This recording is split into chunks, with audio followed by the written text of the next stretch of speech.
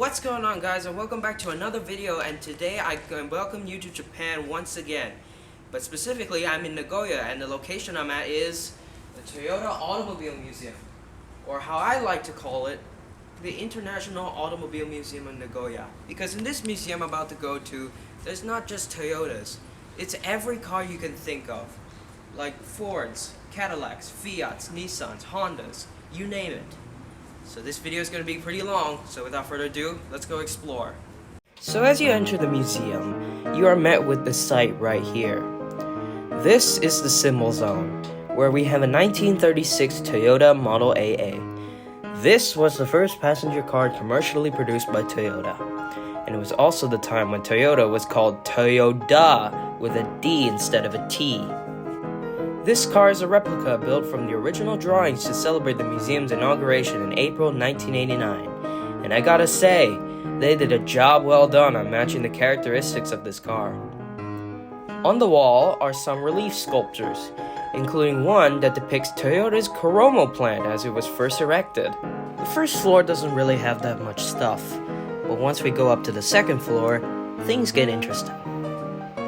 This is a Benz patent Motorwagen, built in 1885 by German engineer Carl Benz. This is the first car to ever go into production, with only 25 patent Motorwagens ever built, from 1886 to 1894. Yes, you heard that right. 25! But it's the 1880s, where women were wearing big bustle dresses that looked like massive asses, and this was the first production car, so it makes sense for there to be low production numbers. And it's also the reason why all of those 25 Benzes were destroyed. So what you're seeing right here is a replica of a Benz patent Motorwagen. If you want to find a real Benz patent Motorwagen, well, good luck, because finding a real Benz patent Motorwagen in good condition is not just rare, it's like the equivalent of discovering an intergalactic exoplanet that actually has life. You're gonna become extremely famous for that. The Benz patent Motorwagen has a 954cc or 58.2 cubic inch single-cylinder 4-stroke engine with trembler coil ignition alongside a single-speed belt drive transmission that made 2/3 brake horsepower at 400 RPM and 4/5 Newton meters or 0.59 foot-pounds of torque, and a top speed of 10 miles an hour or 16 kilometers per hour, which is horrifically slow in modern times. But this is 1886, and cars were only just born. The dimensions of the Benz include a wheelbase of 57.1 inches, or 1,450 millimeters, a total length of 106.3 inches, or 2,700 meters, a width of 55.1 inches, or 1,400 meters, and a height of 57.1 inches, or 1,450 millimeters. This is a Baker Electric from 1902. Made by the Baker Motor Vehicle Company. It was the first commercially available electric car. It was powered by an electric motor that had lead-acid batteries and a 48-volt system, which made 3/4 of 1 brake horsepower and a top speed of 14 miles an hour, or 22 kilometers an hour. Charging time was about 6 to 8 hours, typical for its time, but really fast in modern times. And the range of 40 to 50 miles, or 64 to 80 kilometers per charge. A very interesting vehicle for the new 20th century. This is a Cadillac Model A. This is Cadillac's first car produced in 1902 for the 1903 model year, which was the same year that Ford made its first car, Ford Model A, which has some uncanny similarities to this car. There were two body styles to the Cadillac Model A, with this one being a runabout, which means it has 2 seats. The other one being a rear entrance tonneau, which has 4 seats. The Cadillac Model A has a 98.2 cubic inch or 1,609cc single-cylinder engine nicknamed Little Hercules, powered by a 2-speed planetary transmission and a chain-drive rear axle, making 6.5 horsepower and a top speed of about 30 to 35 miles per hour, or 48 to 56 kilometers an hour, which for its time is pretty fast for a car this big. It had a fuel economy of about 30 miles a gallon, which is impressive for its time. And it also has a wheelbase of 72 inches or 1,829 millimeters. Over here we have a 1909 Stanley Steamer Model E2 made by the Stanley Motor Carriage Company. This was the infamous company that made the first affordable steam cars. But I don't have much to say about this automobile because I'm going to talk about this car right here. This is a 1909 Ford Model T Touring. This was the car of the early 20th century because so many people saw these on American roads. Produced from 1908 to 1927. 15 million Model Ts were sold, making it the first mass-produced automobile in the world. I can't even imagine the look of Henry Ford's face when he saw the 15 millionth Model T roll off the assembly line. He must have been delighted. In fact, just a few days after the T's release, 15,000 orders were already placed. Just for this simple box of a machine that had a 177 cubic inch or 2.9 liter straight 4 with a 2-speed planetary gear transmission that made 20 horsepower and a top speed of 42 miles an hour or 68 kilometers an hour. Actually, I can see why people like this car very much. Well, for one, it's simple. 2, it's reliable. And 3, it can come in all sorts of body styles and colors. This was the world's first economy car, and Ford really nailed it on basically everything, including the styling. Man, this thing is beautiful. Dimensions on the Model T include a wheelbase of 100 inches, or 2,540 millimeters, a total length of 134 inches, or 3,404 millimeters, and a curb weight of 1,200 to 1,650 pounds, or 540 to 750 kilograms. This here is a 1910 Rolls-Royce Silver Ghost. This was the first car model that Rolls-Royce ever made, and was the car that made Rolls-Royce enter the luxury automobile market, along with Fiat and a few others. This thing is long. It had a wheelbase, for 1910, of 135.5 inches, or 3,442 millimeters. And you can really see its long body from this point of view. For 1910, this Silver Ghost had a 453 cubic inch, or 7.4 liter straight 6 that made 48 horsepower along with a 3-speed manual transmission. From 1907 to 1926, 7,874 Silver Ghosts were made with new facelifts here and there. Now the rest of the cars I don't have much to say because I don't really have much information about these cars. But here's a Delaunay Belleville from 1911 called the Type HB6L. And here's a Benz from 1912. If you don't know about that year, that's the same year that the Titanic sank. Yeah. Here's a Peugeot Bébé from 1913. The reason why it's called that is because bébé means baby in French. And the car is small, like a baby. Also from 1913 is this, Morris Oxford. William Morris's first car he ever produced. He named it after his home city of Oxford, in Oxfordshire, England.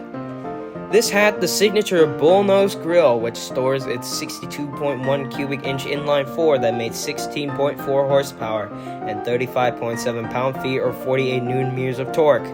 It had a 3-speed manual transmission with a reverse gear, a wheelbase of 84 inches, or 2,134 millimeters, and a total length of 126 inches, or 3,200 millimeters. Here is a 1923 Essex coach, followed by a Chevrolet Superior Series K from 1925. This was the first Chevrolet car to have a model name. Granted, it wasn't the first model Chevy ever made. Prior to this, there was the Series 490, Classic 6, Light 6, and Series D, FA, and FB. From 1923 to 1926, the Superior went from the Series B in 1923 to the Series F in 1924, the Series K in 1925, which is this model, and finally the Series V in 1926. The Superior was powered by a 171 cubic inch or 2.8 liter 4-cylinder engine making 26 horsepower. It had a 3-speed manual transmission, a wheelbase of 103 inches, or 2,616.2 millimeters, and a total length of 146.06 inches, or 3,709.9 millimeters. This is a 1929 Duesenberg Model J. The Model J was the successor to the Model A Duesenberg, and it was an icon. 481 Model Js were produced between the years 1928 and 1937, and there were two types. There was the Model J, which was the regular variant, and then there was the Model SJ, which was the supercharged variant. There was even a short wheelbase supercharged variant known as the Model SSJ. All three models contain one engine, a 420 cubic inch or 6.9 liter dual overhead cam straight 8, making a whopping 265 horsepower and a top speed of 116 miles per hour or 187 kilometers per hour, which is incredibly fast for its time. In fact, at the time, it was both the fastest and most expensive American automobile on the market. And to add the cherry on top, you can even have an optional supercharger, which was awfully expensive. So only 36 Model SJs out of the 481 were ever produced, meaning that the Model SJ is a rare treat indeed. To tell the difference between a Model J and a Model SJ is that on the hood, the regular J has a boring looking hood, but the SJ has pipes going into the hood, feeding the supercharger. The standard wheelbase was 3,619.5 millimeters, or 142.5 inches. For the optional long wheelbase variant, it was 3,898.9 millimeters, or 153.5 inches. And for the short wheelbase SSJ, it was 3,175 millimeters, or 125 inches. This is a 1929 Ford Model A Phaeton. The Model A was the successor to the legendary Model T, not to be confused with the Model A that was made before in 1903. This was the new Model A, made to continue the legacy of the Model T, but also making it look up to style of the 1930s that were approaching. The Model A was a smash hit. 4,858,644 Model A's were produced from 1927 to 1931. There were many body styles of the Model A, this one being the Phaeton body style, but it also came as a roadster, coupe, sedan, pickup, cabriolet, town car, station wagon, and even a taxi cab. It was also a hot rod icon. If you thought of a hot rod, this would be the car that comes to your mind first. All lowered, fitted with the small tires in the front, large tires in the back, and painted with crazy paint schemes and decals. The Model A came with a 201 cubic inch or 3.3 liter L-head inline-4, making 40 horsepower and a top speed of 65 miles per hour, or 105 kilometers per hour. And to make that 40 horsepower, the Model A had a 3-speed sliding mesh manual transmission. It also has a 103.5 inch 2,629 millimeter long wheelbase, a length of 165 inches, or 4,191 millimeters, a width of 67 inches, or 1,702 millimeters, and a curb weight of 2,265 to 2,465 pounds, or 1,027 to 1,118 kilograms. This is a 1934 DeSoto Airflow, also known as the Chrysler Airflow. This car was the first full-size American production car to use streamlining as a basis for building a sleeker automobile. Chrysler made a significant effort at a fundamental change in automotive design with the Chrysler Airflow, but it was unfortunately a commercial failure due to a lack of market acceptance and a controversial appearance. The origins of this car began with Carl Breer along with fellow Chrysler engineers Fred Zeter and Owen Skelton, who began with a series of wind tunnel tests with the Corporation of Orville Wright to study which forms were the most efficient shape created by nature that could suit an automobile. They tested at least 50 scale models by April 1930, and they found that the then current two-box automobile design was so aerodynamically inefficient that it was actually more aerodynamic when it tested as if being driven backwards. Applying what they had learned about shape, the engineers also began looking into unibody construction to achieve rigidity with less weight that could be achieved with the conventional separate frame and body. The strengthening was demonstrated in a publicity reel where they pushed it off a cliff. Unfortunately, I can't show you the footage because Adobe Flash Player is dead. Anyway, the car thus represented a breakthrough in lightweight yet strong construction, as well as increasing the power-to-drag ratio, since the lighter, more streamlined body allowed air to flow around it instead of being caught against upright forms such as radiator grills, headlights, and windshields.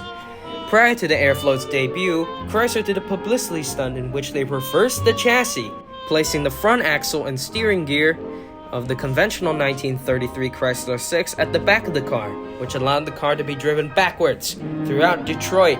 To no surprise, the stunt cars near panic, but the marketing department felt that this would call attention to the poor aerodynamics of current cars and send a hint that Chrysler was planning something big, and the car that emerged was like no other American production car to date.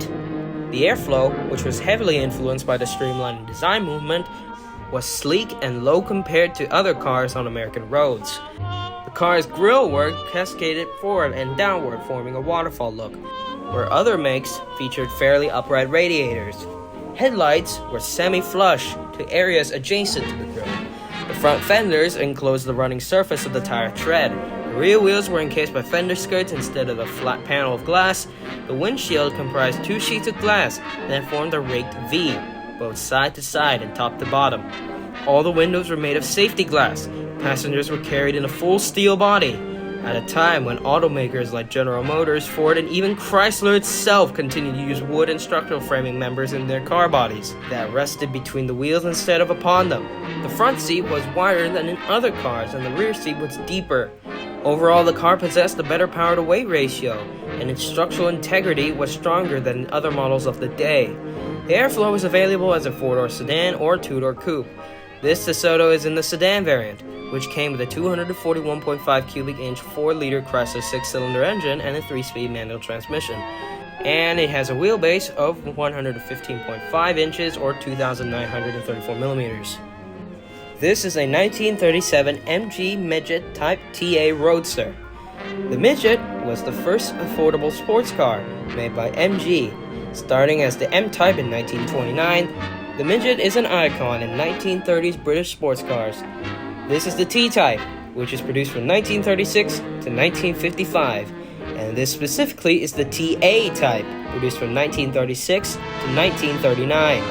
It came as an open two-seater roadster, an airline fixed-head coupe, and a Tickford drop-head coupe. The TA Midget came with a 1,292cc 1.3-liter MPJG inline-4 and a 4-speed manual marking 50 horsepower at 4,500 RPM. It has a length of 140 inches or 3,556 millimeters and the width of 56 inches or 1,422 millimeters. This is a 1937 Ford 812. Previously called the 810 in 1936, this was the first American front-wheel drive car with independent front suspension, after the Citroën Traction Avant 2 years prior. It was also the first production car to feature hidden pop-up headlights, which gave the car a stunning look that didn't look like anything on the road at the time. It was powered with a 289 cubic inch 4.7-liter Lycoming V8, making 125 horsepower, the same as the L29. Supercharging was available, which had external exhaust pipes mounted in each side of the hood and grille. With supercharging, power was bumped to 170 horsepower. The wheelbase is 125 inches or 3,200 millimeters, and it has a total length of 195.5 inches or 4,966 millimeters. Over here is a 1948 Tatra 87 made by the Czech company Tatra, and here is an Oldsmobile Series F from 1937.